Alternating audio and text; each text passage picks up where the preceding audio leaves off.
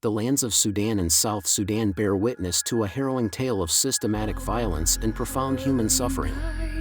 It is a narrative that, despite its immense scale and devastating impact, remains tragically overlooked by much of the international community.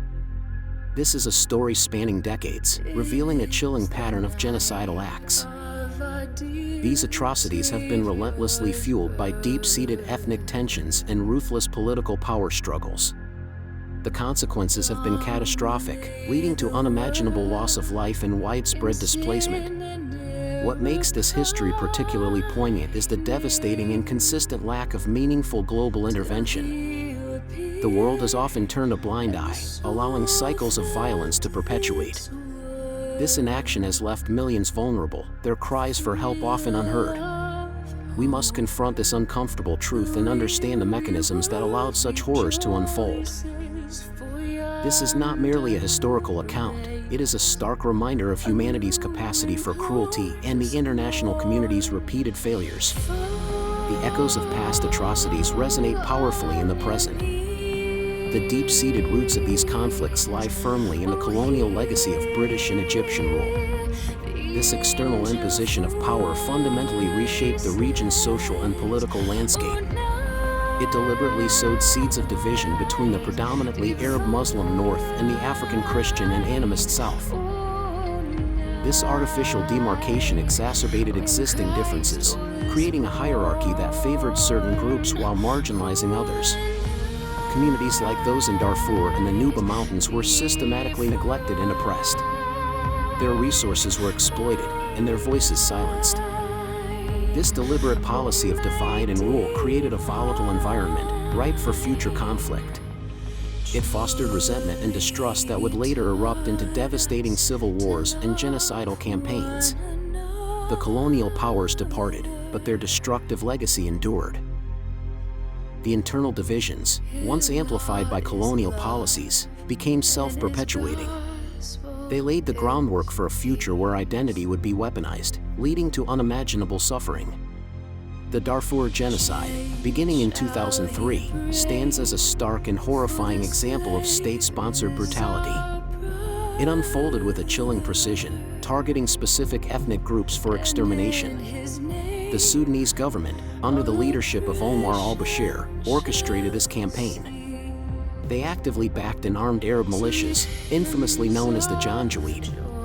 These militias were unleashed upon non-Arab ethnic groups, including the Fur, Masalit, and Zaghawa. Their mission was clear: to systematically eliminate or displace these populations. The Genocides engaged in widespread killing, often massacring entire villages. They committed horrific acts of sexual violence, using rape as a weapon of war and terror. Homes and livelihoods were deliberately destroyed, forcing millions to flee. The scale of the atrocities was immense, leading to widespread condemnation. Both the United Nations and the International Criminal Court unequivocally labeled these acts as crimes against humanity and genocide. The evidence was overwhelming and undeniable. Omar al-Bashir was subsequently indicted by the ICC, a landmark case that highlighted the severity of the atrocities committed under his command. This indictment was a rare instance of a sitting head of state being charged with such grave crimes. Yet, justice for the victims remains elusive for many. The violence in Darfur has continued in various forms, even after the initial peak. Displaced communities still live in precarious conditions, and the scars of genocide run deep. The world's attention has waned, but the suffering persists. The independence of South Sudan in 2011, after decades of brutal civil war, initially offered a profound glimmer of hope. It was a moment of triumph, promising self-determination and peace for a long-suffering people. The world watched, optimistic that a new nation could finally thrive. However, this fragile hope was tragically and quickly shattered by a new civil war that erupted in 2013. The conflict, ostensibly political, rapidly devolved into a brutal ethnic cleansing campaign. It pitted the Dinka and Nuer communities against each other. The violence was characterized by unspeakable acts of cruelty and widespread human rights abuses.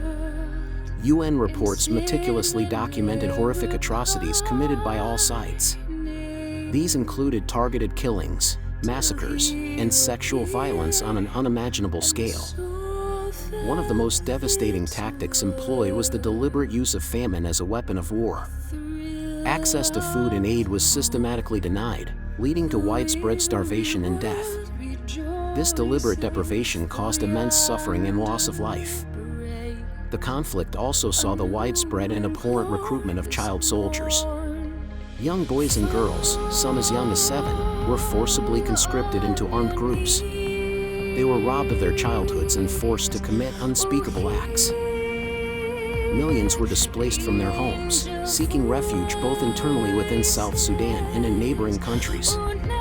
Vast numbers fled to Uganda, Ethiopia, and Sudan, becoming refugees in desperate need of assistance. Their lives were irrevocably shattered. The promise of independence dissolved into a nightmare of internal strife and humanitarian catastrophe. The world's attention, once focused on the birth of a new nation, again struggled to grasp the depth of the renewed suffering. The world's consistent failure to adequately respond to these successive crises in Sudan and South Sudan is a complex and deeply troubling issue.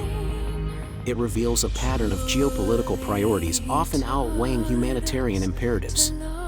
Oil interests played a significant role, influencing the responses of powerful nations. The region's vast oil reserves meant that economic considerations often overshadowed the urgent need for intervention. Geopolitical considerations, including regional stability and counterterrorism efforts, further complicated the international response. Global fatigue, a weariness from repeated humanitarian crises, also contributed to the slow and insufficient action.